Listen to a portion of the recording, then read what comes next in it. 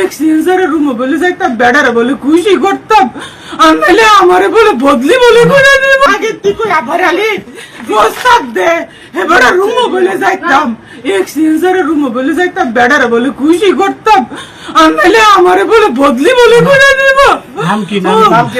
বেড়ার নাম আবুল খায়ের, নির্বাহী প্রকৌশলী আমার অফিসের। এরপরে স্যার আপনাকে কি বললো?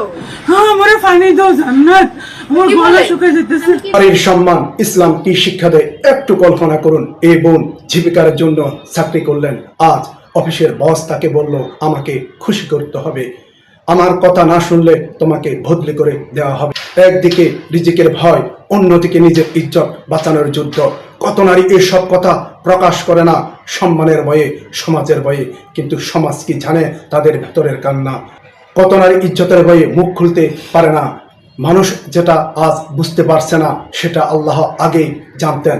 তাই ইসলাম নারীকে অপমান নয়, সম্মান, নিরাপত্তা ও মর্যাদা দিতে চেয়েছিলেন। পবিত্র কোরআনে আল্লাহ বলেন, তোমরা নিজেদের ঘরে অবস্থান করো, সূরা আহজাব আয়াত 33। আল্লাহ আরো বলেন, মুমিন নারীদের বলুন তারা যেন নিজেদের সৌন্দর্য প্রকাশ না করে এবং পর্দা রক্ষা করে, সূরা নূর আয়াত 31। আল্লাহ বলেন, হে নবী, আপনার স্ত্রী, কন্যাগণ ও মুমিন তারা যেন তাদের উপর চাদরের অংশ টেনে নেয়, এদের তাদের চিনতে সহজ হবে, সূরা আহজাব আয়াত 10।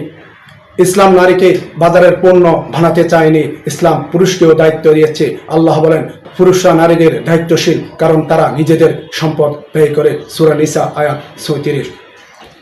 নারীদের ভরণ পোষণের দায়িত্ব পুরুষের উপর।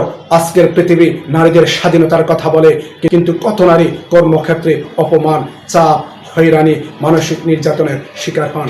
ইসলাম বলে নারী কোনো ভোগের পণ্য নয়, তিনি একজন মা, তিনি একজন কন্যা, তিনি একজন সম্মানিত মুসলিম মা। করি পর্দাকে বোঝা না ভেবে সম্মানের ঢাল হিসেবে দেখে আল্লাহ। বেড়ার নাম আবুল খায়ের, নির্বাহী প্রকৌশলী আমার অফিসের। এরপরে স্যার আপনাকে কি বললো?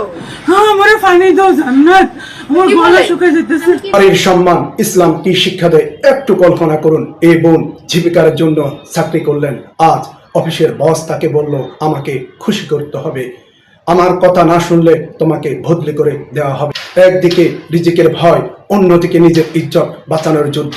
কত নারী এসব কথা প্রকাশ করে না সম্মানের ভয়ে, সমাজের ভয়ে, কিন্তু সমাজ কি জানে তাদের ভেতরের কান্না?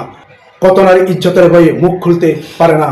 মানুষ যেটা আজ বুঝতে পারছে না সেটা আল্লাহ আগেই জানতেন। তাই ইসলাম নারীকে অপমান